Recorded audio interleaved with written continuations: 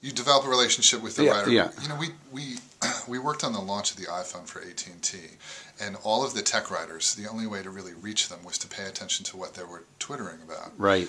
And then you would reach out to them in relationship to their posts. So they'd say, Yeah. I'm looking for information on network speeds. And you'd reach out to them and say, hey, that's an interesting topic. Have you seen this that we wrote?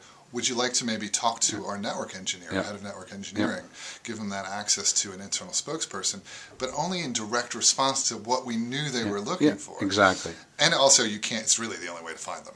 I mean, they, you know, if you're a reporter, your inbox is crazy. So And it's all real time. it is, because I know you're there. I can see you just posted 3 seconds ago. And it's what they're interested in, not what you guys or your clients are interested in. Oh yeah, social media. You listen first, right? So you understand what the person, the stakeholder, the writer is interested in, and then you engage with them in a dialogue, and then after the dialogue's established, then you can start sharing information because it's in context, it's on target, it's relevant to them. If you start at share, you have it's like bad customer service, right? You have just as good a chance as turning them off as you turning them on. You're speaking right after me, yeah? Yes, right after you. So drafting you, drafting your news cycle. Drafting. We'll do a 1-2 punch, David and David. Tell me, what sort of technology infrastructure are you advising sort of larger sized corporate communications departments to have? What sort of things do they need to have in place? You know, often we just look at what's working in the marketplace. So, and most people in communications now who are talking to stakeholders are finding them via instant messaging, sharing information online, and those kind of tools where there's very little barrier to information flow or what needs to be in place.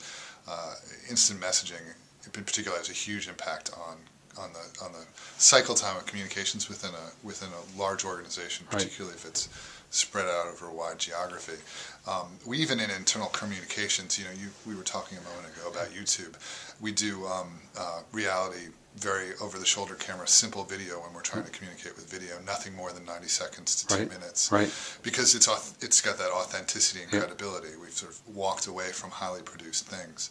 I think in knowledge management, there's also been a lot of focus on things like taxonomy and complicated tagging of information before it goes into a system, and that's a barrier to people putting information in. So you actually gain a lot more by being a little less stringent sometimes. Yeah, business casual is a little bit better than the formal. Yeah, when it comes to information, and also the other lesson I think is just access to data. So a lot of reports show up once a month, and they're not distributed to many people, and you know, once a month is retrospective. You know, if you don't react to the news cycle within the first 4 hours, your message isn't going to get in. That's exactly right. So how is the information flowing through to the people that need it? And the ones who are staying attention to their beats will know naturally, but that information has to flow up and down the food chain. And there has to be tools that allow that to happen.